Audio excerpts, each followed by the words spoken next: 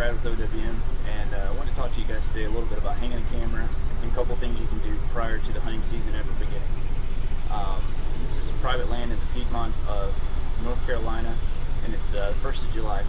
So I'm going to do a couple things today. One is hang a camera, tell you guys about a couple of the pitfalls that I run into when hanging a camera, some mistakes that I've made, talk about why we put a camera where we do, what we're trying to accomplish, and a couple other things you can do while you're out there, like go ahead and pick out a tree that might work. Bring your rangefinder and kind of mark your distances that you're going to be shooting at. Figure out where you're going to, your best shot, your worst shot. A couple opportunities that are there for you. And then also go ahead and put out mineral block while you're here. Talk about how to get access in and out of your stand quietly. Maybe this is a good time you can bring a rake, get all those little old dead leaves, brush, sticks, things that are going to be cause noise when you're going in and out of your stand in the once the season begins, and kind of address some of those issues now. So I'm going to take the 40-pound mineral block in, stealth cam, show you guys a little bit of information about it, and let's get started.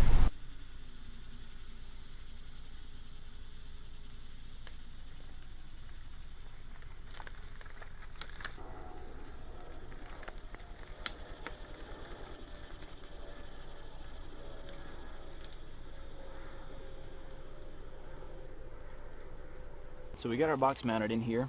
I brought my drill, pre-drilled these holes, and I put a little PVC spacer back here behind it just to help keep the angle onto the trail. So I've mounted this parallel to the trail. That way it's going to give the camera ample time to wake up in order to start getting those videos and start recording that. It's going to, depending on the camera model, may take a second or two. This one actually I put a little 5-second delay in because it's a pretty sensitive camera. So I'm trying to get the deer as they're coming up this hill. Got it mounted, I've checked my angle. So now we're ready to start mounting the camera. This is a Stealth Cam NG42 no glow. It's a pretty economical but reliable camera, and we're just going to power it up. We've got brand new batteries in.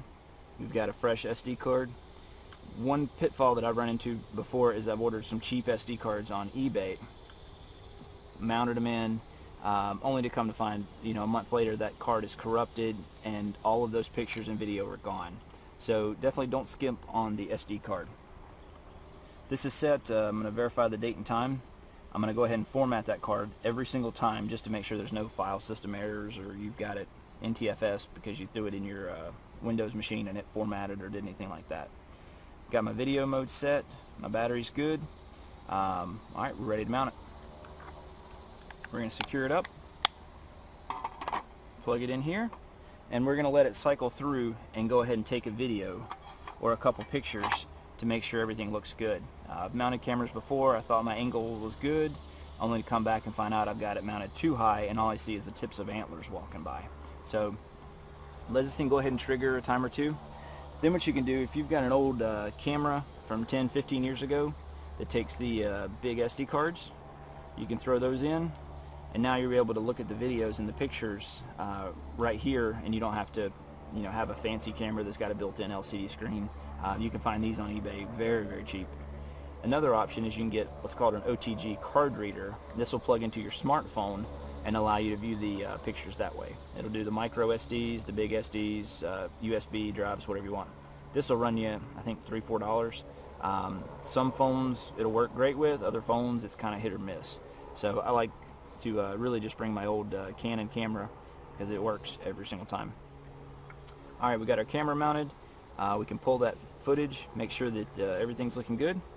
And if you guys do want to save a little bit of money, you can get a Square D electrical enclosure from Home Depot or Lowe's, and this will allow you to put an alarm battery, 12 volt, 6 volt depending on your camera. This is a 12 volt, and it'll fit right here inside exactly perfectly.